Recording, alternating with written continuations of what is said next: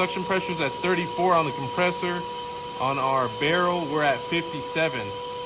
Right now, our outlet water is about 3 degrees below our inlet water. I just don't understand why it's trying to load so hard. 37 amps right now.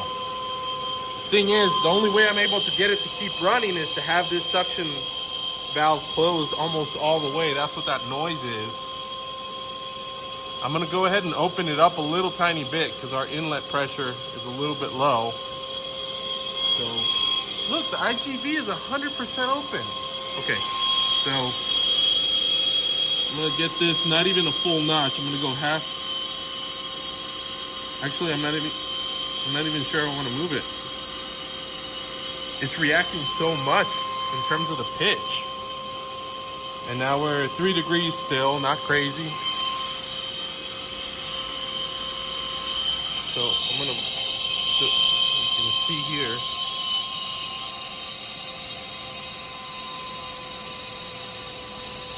I haven't even gotten into the middle of that click and I can hear it changing a lot. I'm thinking about pulling this handle off so I can more easily adjust this. So our amp draw now is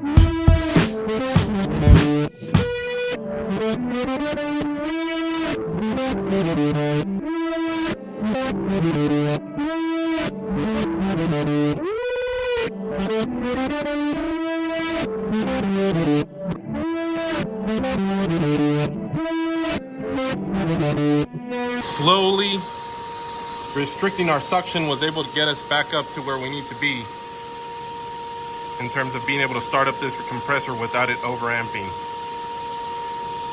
And to me, that shows that I have to mess with something in terms of the startup, because it was getting up to 75 amps on startup within less than a minute. And now by manually activating my crude guide vane, not really a guide vane, but I was basically manually loading it, that allowed it to fully load up and start to cool without overamping. So we have two options. Either we have to confirm that our RLA or our fault amperage should be set up higher. It started out at 40 amps. I thought that was too low, so I raised it up to 75. The motors or the compressors rated for an RLA of 40 to 135, I think. Well, either way, it's over 100 RLA, so I went ahead and upped it to 75 for a nice in the middle kind of thing. So right now, I think we can finally leave it alone and see if we can catch up to set point with this sort of staging, which honestly we can possibly start staging up if I minimize this. I'd like to see how it stages up too. So if I open this up, our max wanted percentage is 40. Let's up that to 50 and see what happens to our compressor. So now our wanted percentage should go up. Yep, and it's going up. What does that affect?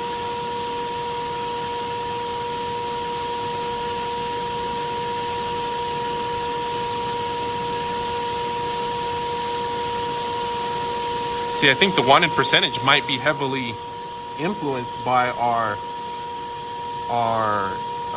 spread between our set point and our leaving water. So right now our leaving water is at 49. That's only 4 degrees above our set point. So it might not even try to ramp up like it was before. Before it would go straight to 100%. And even when I set it down to 40, it would go straight to 40. But it is ramping up. So let's pay attention to what our compressor is doing here, how it's reacting to try to meet that demand. Which to me, it looks like the way it's meeting the demand is just by ramping up the RPM of the impeller. I can even hear it with my ears. Hear it with my ears. No, actually, I was hearing it with my nose. I'm lying, sorry.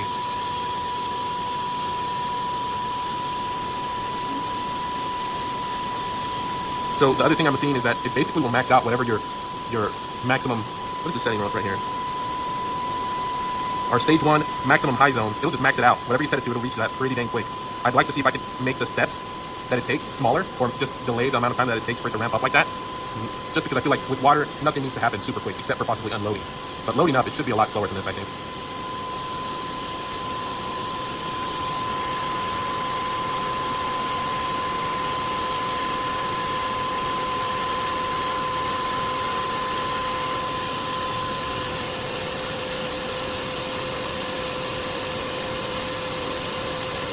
Now it's also saying we're at 100% open on our TXV, and if we look here, that is actually the case. So I would like to see that amount open come down, given that that doesn't give us any wiggle room. And honestly, from what I've heard from people that know more than me, the chiller is charged up to maximum capacity as far as everybody else is at least guiding me.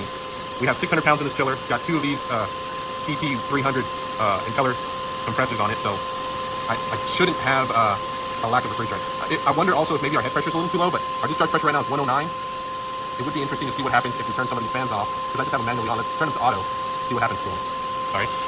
So yeah, as soon as I turn it to auto, it turns off, and our discharge pressure is already going up. I wonder if that would allow our TXV to close at all.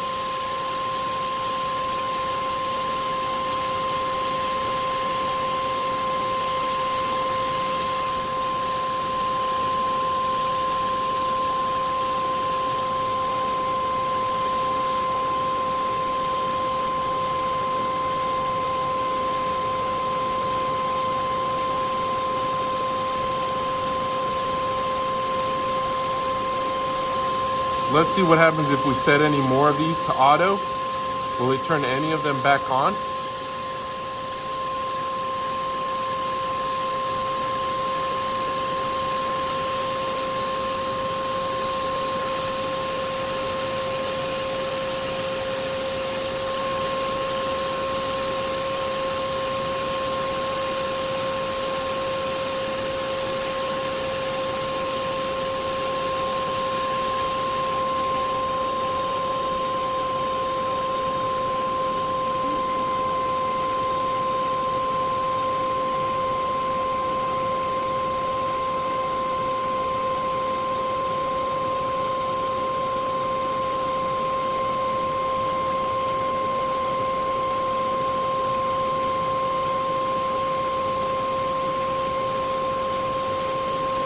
So our pressure's up at 150.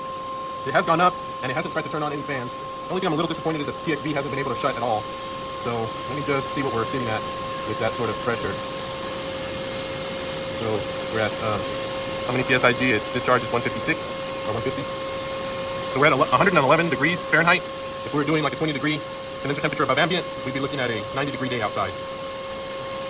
So we're simulating a 90-degree day supposedly, so we shouldn't need to worry about turning on more fans, especially considering that it appears our discharge pressure has basically stabilized where it's at. Now, what would be interesting is to shut down more fans, maybe simulate a 110-degree day maybe? What would we be looking at? Because at that point, I would expect it to turn the fans back on when it goes into auto. So let me just check what a 110-degree day would be like. So 20 degrees above ambient, 110 degrees, that'd be 130 degrees. So that's what we got. Oh my gosh. So we'd be looking at 200 PSI. So I'm gonna keep turning them off until I get up to 200 PSI and see if it might turn any of them back on.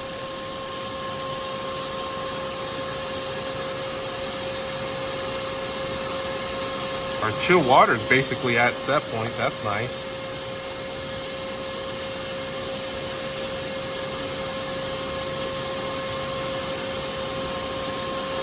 And our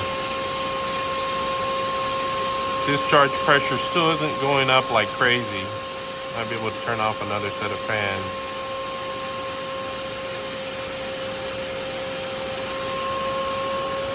Oh, we've got a change here. Oh man. What happened?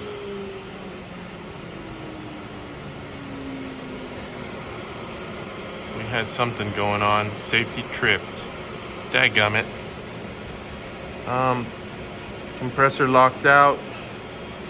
Let's see if it's on here. All right, 3-phase overcurrent. Okay,